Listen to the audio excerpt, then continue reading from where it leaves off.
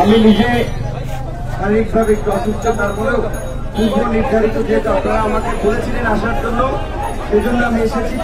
লেটে এসেছি কারণ আমি নিজে শারীরিকভাবে একটু অসুস্থ। আজকে এইখানে যে বিষয়ে বাংলাদেশ শ্রমিক অধিকার পরিষদ উত্থাপন করেছে 3 দফা দাবি।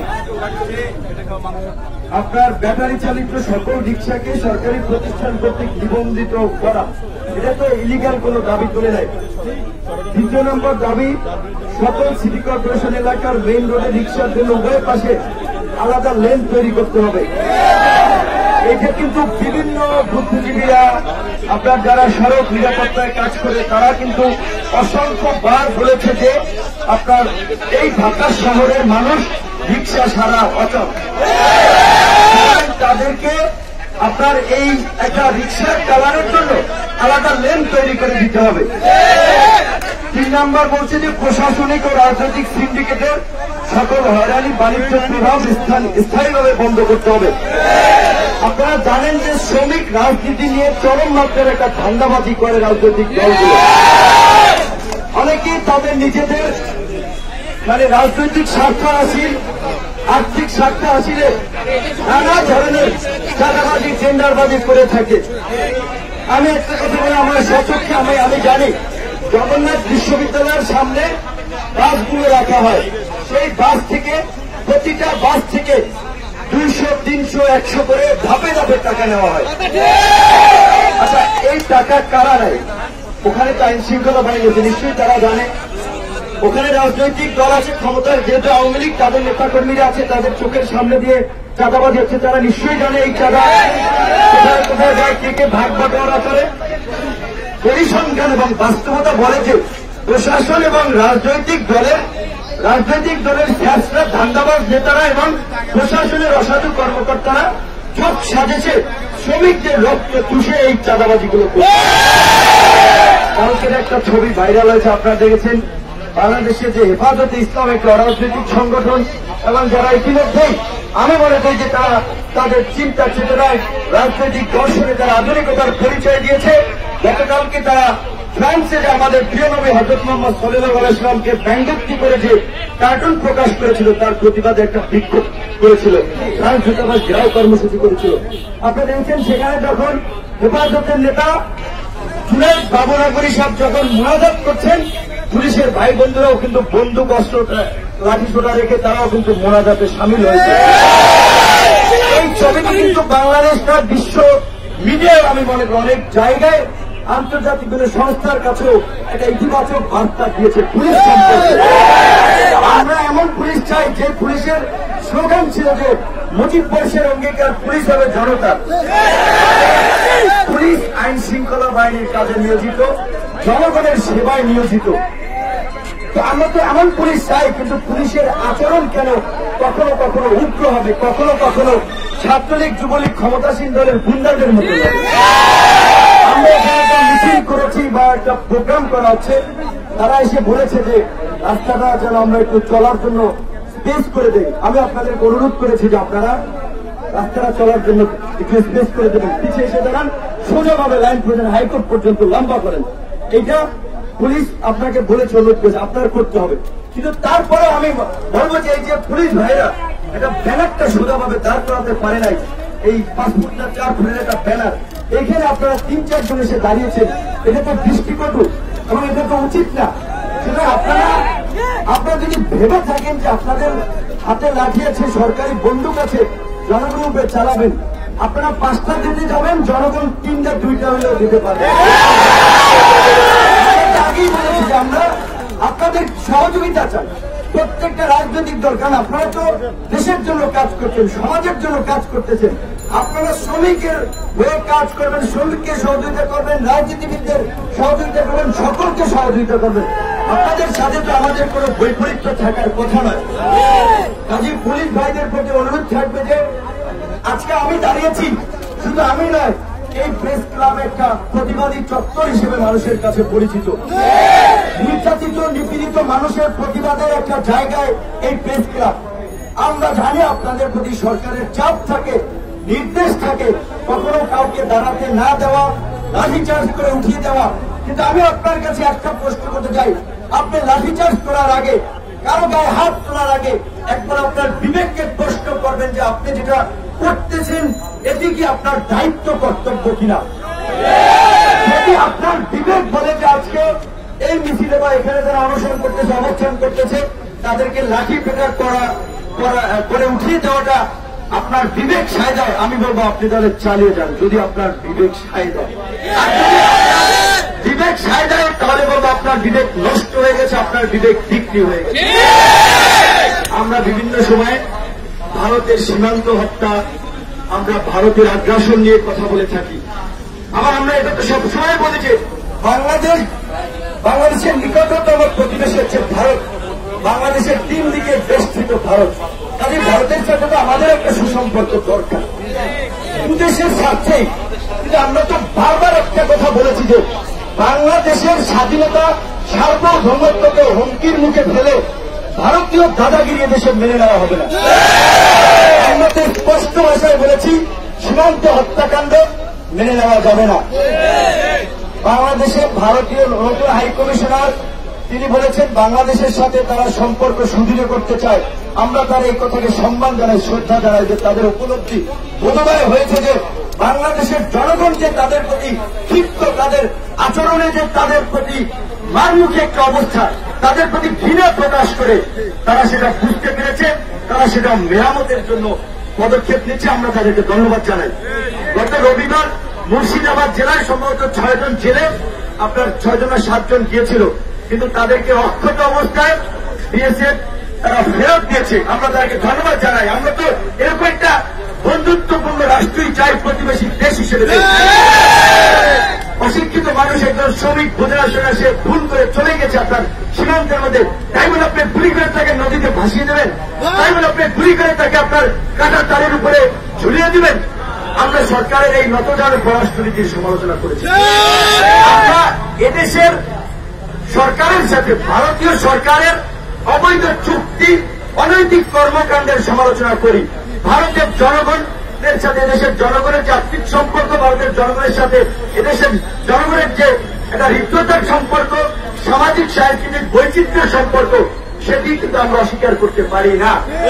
আমরা বারবার বলি সরকারের পক্ষ থেকে, বঙ্গবন্ধু যেটা বলেছিলেন যে নিজের দেশের স্বার্থ অক্ষুণ্ণ রেখে সকলের সাথে বন্ধুত্ব, কারোর সাথে বৈরিত নয়, সেই জন্য আমরা পররাষ্ট্রনীতি চাই। এবং আজকের এখানে রিক্সা শ্রমিক ভাই বোনেরা তারা অনেকের কাছেই তো গিয়েছে, কেউ তাদের পাশে দাঁড়ায়নি। টাকা পয়সা ধান্দাবাজি অনেকেই খেয়েছে। এখানে যে 2টি রিসিপ্ট দিয়েছে লালবাগ ট্রাফিক জোনের, লালবাগ দিয়ে থেকে যে তারা যে টাকা নিয়েছে রিক্সা অবৈধ, তাহলে আপনারা এই যে টাকাটা নিলেন এটা কোন পক্ষে নিলেন? আপনারা তো বৈধ রিসিপ্ট দিয়েছেন। আমার কথা হচ্ছে এটা রিক্সা চলবে কি চলবে না এটা পুলিশ কিন্তু নির্ণয় করে দিতে পারবে না, এটা সরকার দিবে এবং সিটি কর্পোরেশন দিবে। পুলিশ ভাইদের অযথা দোষ দেওয়া লাভ নাই। আমরা সরকারের প্রতি আহ্বান জানাবো যে আজকে এই করোনাকালীন সময়ে 10 গুণ বেকারত্ব বেড়েছে, প্রায় 40% থেকে 60% আপ অ্যান্ড ডাউন হচ্ছে। যে মানুষের জীবিকা বা জীবন নির্বাহের ব্যয় কমেছে, আয়ও কমেছে। শুধু জনগণের না, সরকারের তো ইনকাম কমেছে। সরকার যে চলবে, উন্নয়ন কর্মকাণ্ড করবে, সরকারের কিন্তু সেই রাজস্ব আদায় ঘাটতি হচ্ছে। রেমিটেন্সের কথা বলা হচ্ছে, প্রায় 40 বিলিয়ন রিজার্ভ রয়েছে। আমরা খুব প্রাউড ফিল করি। আন্তর্জাতিক সংস্থাগুলো আমাদেরকে লোন দিবে, ঠিক আছে দেখে, কিন্তু সেই রিজার্ভ কিন্তু ডে বাই ডে রিজার্ভ যারা জমা করত ব্যাংকে, তারা কিন্তু বিদেশ থেকে শ্রমবাজার সংকুচিত হওয়ায় দেশে চলে আসতেছে। তো তার মধ্যে আমাদের যে সরকার বা প্রশাসন তারা কি পদক্ষেপ নিচ্ছে? আজকে কুয়েতে আপনারা জানেন 70% মানুষ তারা বিদেশি। কুয়েতে তাদের সরকার সিদ্ধান্ত নিয়েছে 30% সেটা নামিয়ে আসবে। আমরা যদি সক্ষম হই, আমাদের কূটনৈতিক যদি শক্তিশালী হয়, তারা তাদেরকে একটা নেগোসিয়েশন করতে পারে যে তোমরা একটা মুসলিম দেশ, আমরা একটা মুসলিম দেশ, আমাদের একটা রাইজিং অর্থনীতির দেশ, জনবহুল দেশ, তোমরা যদি আমাদেরকে একটু সহযোগিতা করো, এটা আমার দেশের মানুষের জন্য ভালো হতে হয়। সেটা তো গায়ের জোরে হবে না, সেটা সমঝোতা নেগোসিয়েশন করতে হবে। সেটা তো অবৈধ মানে ভাবে ক্ষমতায় থাকলে তো আন্তর্জাতিক শক্তিগুলো আপনাকে সমর্থন করবে না, সহযোগিতা করবে না। যে কারণে এই সরকার ক্ষমতা আসার পর থেকে মধ্যপ্রাচ্য থেকে বিভিন্ন দেশের শ্রমবাজার সংকুচিত হয়েছে। বাংলাদেশের শ্রমবাজার একসময় মধ্যপ্রাচ্য কিংবা বিভিন্ন দেশে যেভাবে একটা জায়গা দখল করেছিল, এখন আর সেটা নাই।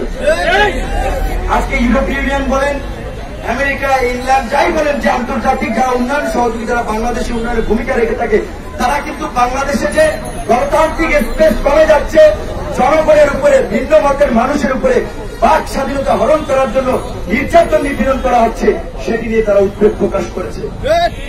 আমি আজকে এখানে পুলিশের ভাইরা আছেন, আপনারা জানি আপনাদের উত্তর নেই, একটা কথা আপনার বিবেককে দিচ্ছি।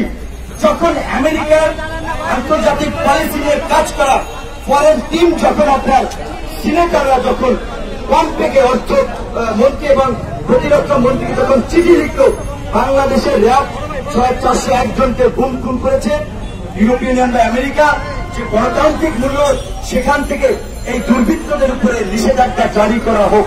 এর আগে ইংল্যান্ডের আপনার পার্লামেন্টে আলোচনা হয়েছে যে বাংলাদেশের মানবতা বিরোধী অপরাধ যারা জনগণের বিরুদ্ধে গিয়ে কাজ করে, গণতান্ত্রিক অধিকার হরণ করে, তাদের প্রতি যেন ইংল্যান্ডের পার্লামেন্ট যেন নিষেধাজ্ঞা জারি করে। তো এই যে আজকে যদি র্যাবের প্রতি একটা নেতিবাচক ধারণা যদি আন্তর্জাতিক মহলে তৈরি হয়, র্যাবে কারা চাকরি করে, র্যাবের নিজস্ব কোন নিয়োগ আছে, পুলিশ, আর্মি, বিভিন্ন জায়গা থেকে সহস্র অফিসাররা আসে, তো র্যাবের মধ্যে একটা বাহিনীকে কেন আজকে আন্তর্জাতিক অঙ্গনে পরিচিত হতে হবে গুম খুন বাহিনী হিসেবে? কেন আজকে আমেরিকার সিনেটররা কেন আজকে তাদের নিষেধাজ্ঞা চাইবে? প্রভাব কি হতে পারে আপনারা একবার চিন্তা করেছেন? দূরদর্শী প্রভাব জাতিসংঘের শান্তিরক্ষী মিশনে যদি এটা কার্যকর হয়, র্যাবের উপরে নিষেধাজ্ঞা সেনাবাহিনীর উপরে নেতিবাচক ভূমিকা পড়বে। অলরেডি এই যে বলেছি যে আমাদের যে কুখ্যাত দাদাগিরি করা প্রতিবেশী রাষ্ট্রের কিছু কুখ্যাত ব্যক্তি বাংলাদেশ সেনাবাহিনীকে নিয়ে অসংখ্য নিউজ করেছে, করোনার মধ্যে নেতিবাচক ভাবে সেনাবাহিনীর মধ্যে একটা বিশৃঙ্খলা তৈরি করার জন্য সেই সুবীর ভৌমিক, তারপরে আরেকজন কি জানি নাম দেখলাম, এই সাংবাদিকদের বিরুদ্ধে সরকার তাকে ফরমালি প্রতিবাদ জানাতে পারত যে আমার দেশের স্বাধীনতার সার্বভৌমত্বের প্রতীক প্রতিরক্ষা বাহিনী সেনাবাহিনীকে নিয়ে কেন ভারতীয় সাংবাদিক এই কর্মে তার জবাবদিহিতা করতে হবে? তাকে তলব করতে সরকার কিন্তু নীরব ভূমিকা পালন করছে। আজকে আন্তর্জাতিক মহলে আমার দেশ, আমাদের স্বাধীনতা সার্বভৌমত্ব নিয়ে প্রশ্ন হচ্ছে। আমরা সরকারকে অনুরোধ করবে যে রাজনৈতিক সংকট, এই সংকট উত্তরণে কার্যকর পদক্ষেপ নিতে হবে। অন্যথায় আমরা বিভিন্ন দেশ, যেমন বিভিন্ন দেশের দ্বারা সাব কন্টিনেন্ট হিসেবে সাব স্টেট হিসেবে পরিচালিত হয়েছিল, আমাদের কিন্তু সেইভাবেই পরিচালিত হবে। জনগণের একটা সিদ্ধান্ত নিতে হবে যে এইভাবে এই যে বিশৃঙ্খলার মধ্যে দিয়ে চলছে, দেশ নিয়ে যে আন্তর্জাতিক ষড়যন্ত্র চলছে, সেই 111 থেকে আপনারা কি এটা মেনে নেবেন, নাকি মেরুদণ্ড সোজা করে দেশের স্বাধীনতা সার্বভৌমত্ব রক্ষা করার জন্য, গণতন্ত্র ফিরিয়ে আনার জন্য আপনারা রাজপথে নামবেন, ঐক্যবদ্ধ হবেন? রিক্সা শ্রমিকরা দাঁড়িয়েছে, আমি এর আগে এসেছি, ওখানে ট্রেনের শ্রমিকরা দাঁড়িয়েছে, ওইখানে আপনার প্রাইমারি শিক্ষক নিয়োগে ভাইরা দাঁড়িয়েছে, বা এখানে বিভিন্ন শ্রমিক সংগঠন আন্দোলন করে। এখানে কি সব করতে চেহারা দেয় যে এই লোকগুলো এখানে আসছে গরমের মধ্যে? চেহারা দেয় আসে না, পেটের তাগিদে আসছে। তো তাদের কথা আপনি সরকার, আপনি প্রশাসন, আপনার মেয়র, আপনি কেন শুনবেন না? আমরা ব্যারিস্টার তাপস সাহেবকে বলতে চাই, ওনাকে একজন জেন্টল মানুষ হিসেবে চিনি, এবং এই আমাদের শ্রমিক অধিকার পরিষদের যে সদস্য সচিব বললেন, হাইকোর্টে যে এই রিক্সা চলাচলের বিষয়টা একটা রিট হয়েছে, এই রিটের পক্ষে সম্ভবত ব্যারিস্টার তাপস সাহেব ছিলেন। শ্রমিক অধিকার পরিষদকে বলবো, আমরা আপনারা দেখেছেন, আমি এসেছি, কিন্তু শ্রমিকদের কাজ শ্রমিকরা করবে। আপনারা বিপদে পড়লে আমরা আপনাদেরকে রক্ষা করতে আসবো, আপনাদের আক্রমণ হলে আমরা সেভ করতে আসবো, আমরা 2-4টা লাঠির বাড়ি খেয়ে গেলাম। আপনাদের দাবি আপনাদেরকে আদায় করতে হবে। আপনারা প্রয়োজনে মেয়র সাহেবের সাথে দেখা করেন, তার সাথে একটা লিখিত দাবি দেওয়া জানান। এই সমস্যা অবশ্যই এদেশের যে রাজনৈতিক সংস্কৃতি, এদেশের যে সিস্টেম, তাতে হচ্ছে আগে রাজপথে না নামলে, একটা আলোড়ন তৈরি না করলে কেউ কানে নিতে চায়। সেই জায়গা থেকে আপনারা আজকে এখানে দাঁড়িয়েছেন। আশা করি যে যথাযথ কর্তৃপক্ষের কানে মেসেজ গিয়েছে। এখন আপনাদের কাজ হচ্ছে, আর সেকেন্ডলি একটা কাজ করবেন, কেউ একা টোকলা যাবেন না। কারণ যেভাবে কাউকে পুলিশ যে হয়রানি করছে, মামলা দিচ্ছে, মারধর করছে, সমস্ত রিক্সাওয়ালাকে নিয়ে যাবেন। আপনাদেরকে সবসময় বলছি, আপনারা শৃঙ্খলায় কাজ করবেন। রিক্সাওয়ালারা নগর ভবনের সামনে শান্তিপূর্ণভাবে দাঁড়িয়ে বসে থাকবে। আপনারা 4-5 জনের একটা প্রতিনিধি যে তার সাথে কথা বলবেন যে আমাদের এই যে অনুমতি দেন, আমাদের এটা মেনে নেন। কারণ এই যে পুলিশের ভাইরা বসে, আপনারা তো জানেন, আপনি একজন এসআই পদে চাকরি করেন, কনস্টেবল পদে চাকরি করেন, আমার মতো আপনার তো গাড়ি নেই, আপনার তো 20-25 হাজার টাকার ইনকাম। আজকে যদি রাজারবাগ আপনি ওখানে থাকেন, আপনার মাকে, আপনার বোনকে, আপনার বউকে যদি ধরেন এই মগবাজার কিংবা আপনার এই যে পল্টন মোড়, কাকরাইল মোড়ে যদি হাসপাতাল আসতে হয়, তিনি কিভাবে আসবেন? কোটি কোটি কোটিপতি তো প্রাইভেট কার আছে। মেয়র সাহেবদের মতো তো অ্যারিস্টোক্রেটিক যারা, উচ্চ শ্রেণীর যারা, ধনিক শ্রেণী যারা, তাদের তো প্রাইভেট কার একটা জায়গায় 6 আছে। আমি কিভাবে যাবো এখানে? রিক্সা ছাড়া বলছি, যে রিক্সা ছাড়া, রিক্সার চলাচল ছাড়া ঢাকা শহরের মানুষের রিক্সার চলাচল ছাড়া, রিক্সার অনুমতি না দিলে মানুষ অচল হয়ে যাবে। রিক্সার অনুমতি দিতে হবে, কিন্তু কি প্রক্রিয়া তারা চলবে, কি আইন কানুন তারা মানবে, সেগুলো আপনারা ঠিক করেন। আপনারা যে হঠকারী সিদ্ধান্ত নেন, তার জন্যই কিন্তু এক এক সময় বিশৃঙ্খলা তৈরি হয়। আজকে আপনি মেয়র হয়েছেন, আপনি সচিব হয়েছেন, আপনি কি বুঝবেন শ্রমিকদের কথা? আপনার সচিব 1 লাখ টাকা বেতন পান, মেয়র আপনার কোটি কোটি টাকা ইনকাম আছে। আপনার মতো চিন্তা করলে তো হবে না। গুলশান ফার্নিচার লুঙ্গি পরে কেউ চলাচল করতে পারে, সবার সামর্থ্য নাই। জনগণের কথা চিন্তা করতে হবে।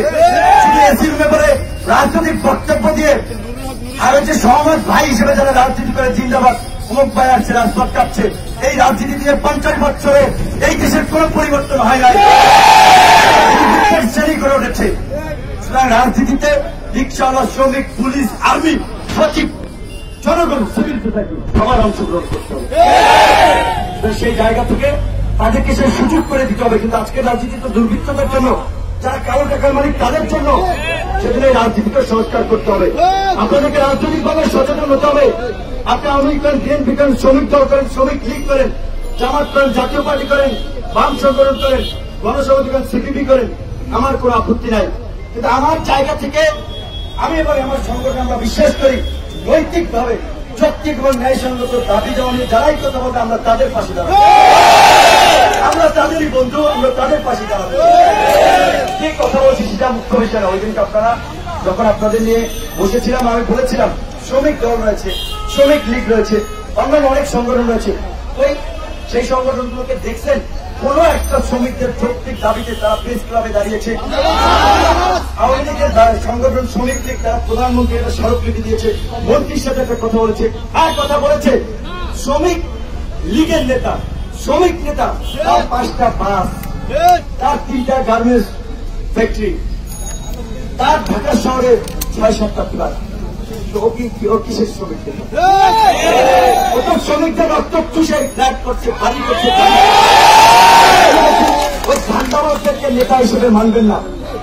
নেতা আজকে আপনাদের আরিফ আব্দুল রহমানকে যে শ্রমিক অধিকার পরিষদে, কালকে যদি আরেকজন আসে, সাধারণ মানুষ যদি রিক্সাওয়ালা দাঁড়িয়ে যে আপনার পক্ষে ভোট ভয়েস, আপনি নির্যাতিত হলে আপনার পাশে দাঁড়ায়, আপনার তাকে নেতা মানবেন। আপনারা যদি ঐক্যবদ্ধ থাকেন, পৃথিবীর কোন শক্তি নাই আপনাদের সাথে অন্যায় করার, আপনাদেরকে জমিয়ে দেওয়ার। কিন্তু আপনাদেরকে ঐক্যবদ্ধ থাকতে হবে। একজনকে মার দেওয়ার, বাকিগুলো দৌড়ে পালালেন যে আমি একটু মারতে খাই নাই, তাহলে আপনার জন্য কারা কথা বলবে? মাইক ছেড়ে সবাই একসাথে দাঁড়িয়ে। আর যদি ফিরে যান, দাবি দেওয়া আদায় না হয়, ব্যর্থ হয়, হেফাজত যেমন বাঁচাইলে তাদের দাবিতে তারা আপোষ করে নাই, লাশ হয়েছে কিন্তু তারা আপোষ করে নাই। ঠিক আন্দোলন সংগ্রাম করলে, যৌক্তিক দাবি দেওয়া আদায় করতে হলে নৈতিক জোর লাগবে, বিবেক সম্পন্ন মানুষ হওয়া লাগবে। নেতা হতে গেলে সেই ধরনের কোয়ালিটি থাকতে হবে, সামনে থাকতে হবে সবসময় কর্মীদের। যারা আপনার পেছনে দাঁড়িয়েছে, আজকে এই মানুষগুলো আপনাদের ভরসায় দাঁড়িয়েছে, আপনারা এক জায়গায় গেলেন 50,000 টাকার একটা বান্ডেল ধরাই দিল, আন্দোলন শেষ। এই ধরনের প্রতারণা করবেন না। এবং শ্রমিক ভাইদেরকে বলবো, 1 জন 2 জন 3 জন যখন আপনারা তাদেরকে রিজেক্ট করবেন, রিফিউজ করবেন, তখন অল্টারনেটিভ নেতা দাঁড়িয়ে যাবেন। কিন্তু ধান্দাবাজদেরকে আপনারা সময় দিবেন না, তাদের বিচার করবেন না। সর্বশেষ আমার বক্তব্য, এখানে পুলিশ বাইরে আছেন, মহল আছেন, আমার মধ্যে আপনারা আজকে প্রোগ্রাম করেছেন।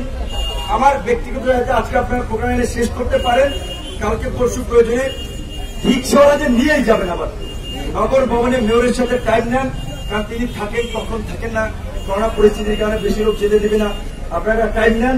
কিন্তু বলছি যে 4-5 জন ভিতরে গেল, বাকিরা সামনে থাকতে হবে। 500 জনকে হুমকি দামকি দিয়ে ধাবর চক্কর দিয়ে পাঠাই দেবে, এটা কিন্তু সে রাজনীতিতে বৈশিষ্ট্য। আপনারা আজকে প্রতিবাদ জানিয়েছেন, আপনারা আমরা কারোর সাথে ধাক্কাধাক্কি করেছেন। যদি প্রপার অথরিটি আপনাদের দাবি দেওয়া মানে আপনারা তাদেরকে ধন্যবাদ দেবেন। আর যদি না মানে পরবর্তী কর্মসূচিতে আবার রাজপথে নামবেন, আমি আপনাদের সাথে থাকবো। এবং আমার সংগঠন, আমার সাথে যারা রাজনীতি করে, ছাত্র যুবক প্রত্যেকটাই আপনাদের সাথে থাকবে। এবং আমরা বলেছি যে অন্যান্য রাজনৈতিক সংগঠনের যে শ্রমিক সংগঠন রয়েছে, সেটা হোক আওয়ামী লীগের, হোক বিএনপির, হোক বাম সংগঠনের, আপনারা সবাই এই যে শ্রমিকদের 3টা দাবি, একেবারে যৌক্তিক দাবি, একটা ওয়ার্ড, একটা তারিখ কোনো তারা ভুল করে নাই। আপনারা এই দাবির আদায়ের জন্য এই শ্রমিকদেরকে সাথে নিয়ে দলমত নির্বিশেষে শ্রমিকদের রক্ষা করেন। শ্রমিক বাঁচলে বাঁচবে দেশ। সুস্থ থাকেন, ধন্যবাদ।